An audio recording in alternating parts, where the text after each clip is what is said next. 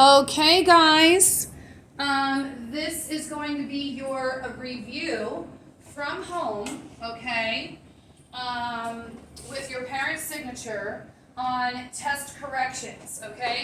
So whether you took test A or test B, you are doing every question with me one at a time, okay? So this is test A, so you'll have to pause the video, okay, so that you can write number one and the question, and I'm going to explain it, and then I'm going to move on to the next question, and you'll have to pause to make sure that you write down every question. And while I'm solving it, writing, you're going to copy what I'm saying on the board and listen at the same time, and make sure that you understand how each question was solved. That's the whole point of this. You're doing this because you failed the test. You need the review, you need to rewatch it, okay? I need parent signature that you did this, and this is for your understanding, and this is not for a grade. This is because you failed the test, okay? So we need to make sure that you understand these skills before we move on to the next unit. So this is for you, okay? So number one is negative 5.1 raised to the 0 power. Anything raised to the 0 power is equal to 1. So that was nothing to write there. Okay, so we have a negative on the outside, and this is a negative 10 being raised to the negative 10 raised to the negative first power. So that would look like this, okay? So just because it has those parentheses, okay, it means that that's a negative 10 being raised to the negative first power. We can't have a negative exponent, so what do? We flip it down. So we flip it down to the denominator, and what does that do? It gets rid of that negative exponent, and even though it's not there, you know there's a 1 there, so our answer is A, negative 1 over 10. Okay, again, if you have to pause this video at any time, pause it, and then replay it to continue with me. Okay, number 3, this is a negative 2 raised to the negative 5th power. Okay, we can't have anything raised to the negative 5th power, so we flip it down to the denominator, so that becomes 1 over, okay, excuse me, I don't want to put that exponent there, that negative there, okay, we flip it down, and remember, just because we flip it down, it does not get rid of the negative in front of that number. The only negative that flipping it down gets rid of is the negative, okay, with that exponent, because we can't use a negative exponent, okay? So now this is negative 2 raised to the 5th power, so that's 2 times 2 is 4, times 2 is 8, times 2 is 16, times 2 is 32, but that's going to be a negative 1 over 32, okay? Because anything raised to the odd exponent, your answer, the negative, then that automatically means your answer will be negative, okay, since it's an odd exponent. So that's a negative 1 over 32, okay, which is answer B, okay? Moving on, now we have 4, so I'm going to move it up so we can see it. So again, pause the video, okay, and I'm going to try and make it a little bit bigger for the video, and I'm going to try to move it over so hopefully you'll be able to see this a little bit better. Okay. So, again, you have to, here's an expression, you have to look at each of these one at a time. There's nothing wrong with that 3, right? The only thing that has a negative exponent is that g to the negative squared, so bring it down, g squared and b squared, and that's your answer. I don't know which answer that is. Okay, right there, A. So let's look at 5, right? The only thing that has a negative exponent here is g to the negative 2. So that becomes 3g squared over h to the 3rd power. Okay? Again, pause, come back, and, you know, honestly, if you still have questions, please bring those questions to me. Okay? Don't just sit there and be like, how did she do that? Even though I'm explaining it to you. Okay? And by the way, I should have a calculator with me. Let me get one real quickly, just in case I need the calculator for something. So, what is the value? Okay, so this is evaluating, all right? And before you do anything, before you evaluate, you have to take care of if there is any negative exponents or 0 for your exponent, right? So we need to flip this down to the denominator, so that becomes 2 over x squared y squared, and then we have to rewrite it with the empties, okay? And they're telling you that x is equal to 3 and y is equal to negative 2. Okay, so now all we have to do is the math. We may need some simplifying, so here we go, right? So 3 squared is 9, and then negative 2 squared is 4. So we have 2 over 36, which is equal to 1 over 18, okay, when you simplify. All right, so that's A again. All right, number 7. So again, we can't have any negative exponents, so this 2 to the negative 2 is going to come up, and this x to the negative 3 is going to come up. So we're going to have 2 squared x to the 3rd power over y to the 5th in the denominator. Now that you've taken care of any 0 or negative exponents, since we're evaluating, right, we have to rewrite it with the empties. So we'll do, well, 2 squared is 4. Empty squared, and then empty to the 5th power, right? So, yeah, 2 squared is 4, right? So this is 4 times whatever x to the 3rd is. So our x value is 2, okay? And our y value is negative 4. Okay, this is why I have the calculator. All right? So 2 to the 3rd power is 2 times 2 is 4 times 2 is 8. So 4 times 8 is 32. And then this is a negative 4 raised to the 5th power. So since that's raised to an odd exponent, you know the answer is going to be negative. So 4 times 4, oops, let me turn it on. 4 times 4, 3, 4, 5. Okay, that's,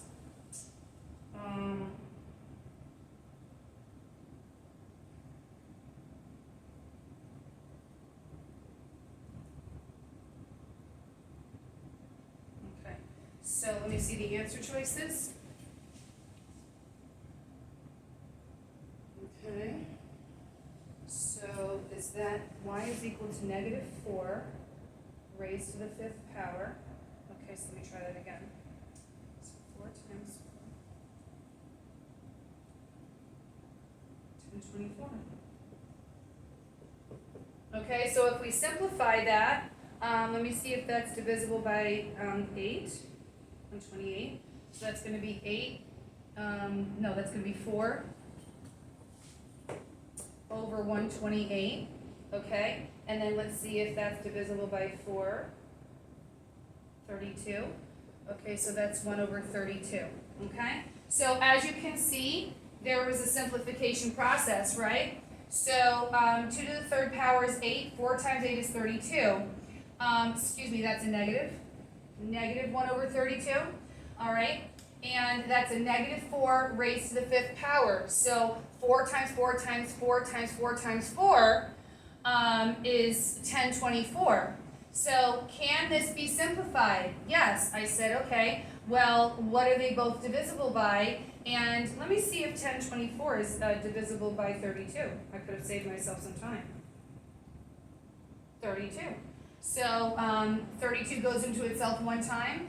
32 goes into 1024 32 times. So that's a negative 1 over 32. Okay? All right. I'm doing this on the spot, so sometimes we'll have to use the calculator. Again, pause. All right, now we're moving on to 8 and 9. Another evaluate, right? So once again, we can't have negatives, so you have to flip it up or flip it down. So we have x to the 3rd power over y to the 5th.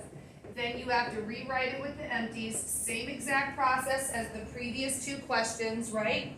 You have to take care of the negatives first, then rewrite it with the empties and plug in what the value is. So x is equal to 2, so 2 goes here, and y is equal to negative 4. There it is again. Wow.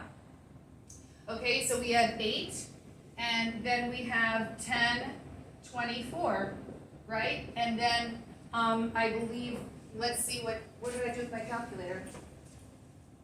8 goes into itself 1 time, and then 10, 24 divided by 8, oops, 1024 divided by 8 gives you 128. Okay?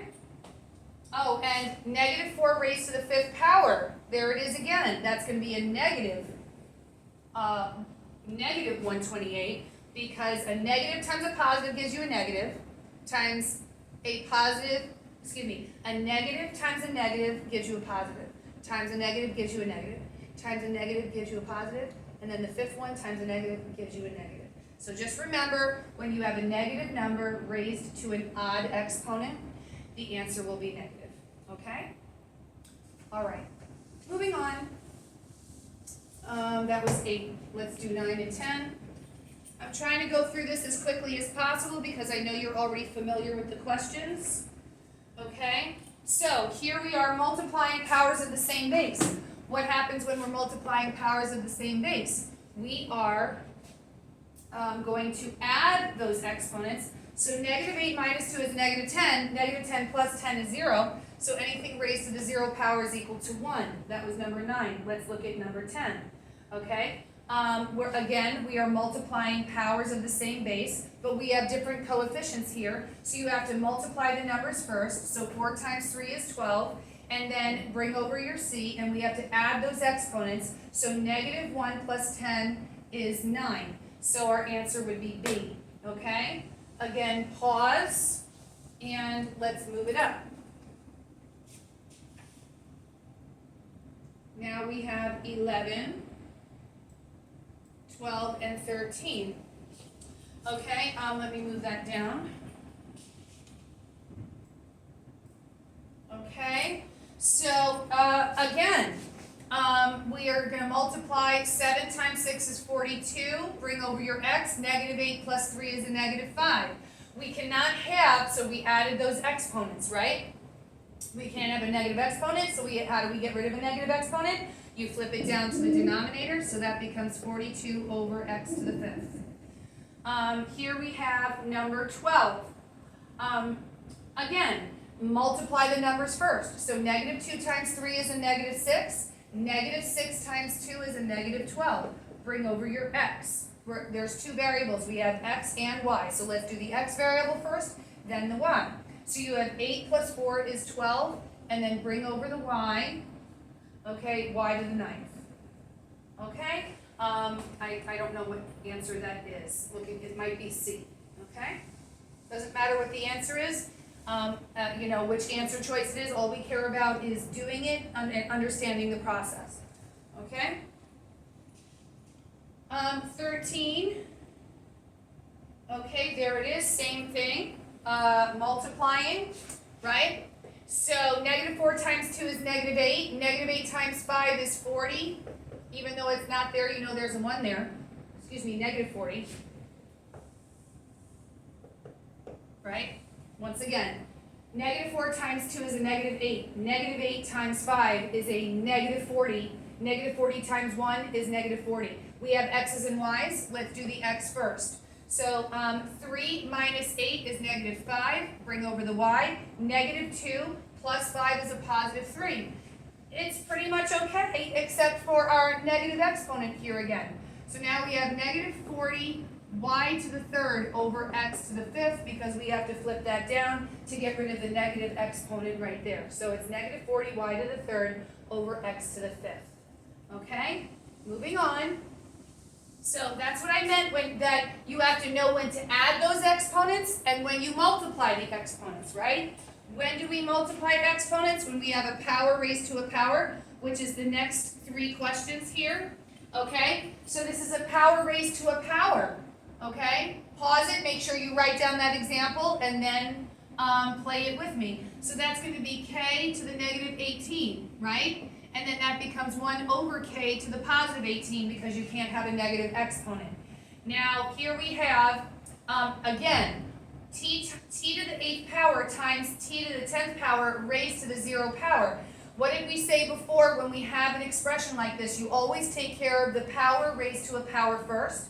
So anything raised to the 0 power is equal to 1. So t to the 8th times 1 is t to the 8th. Okay, let's do this one. Pause it. Okay, I'm going to move up 16.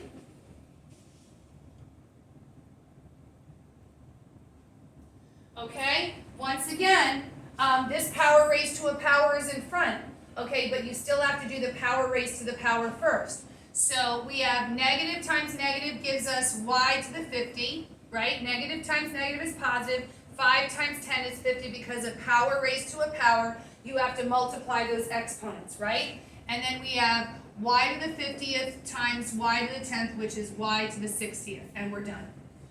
That's B right there. Okay, here we go. Once again, guys, we have, an expression raised to the second power times an expression raised to the sixth power. So guys, this means you have to raise everything inside here to the second power and everything inside here to the sixth power and then multiply straight across.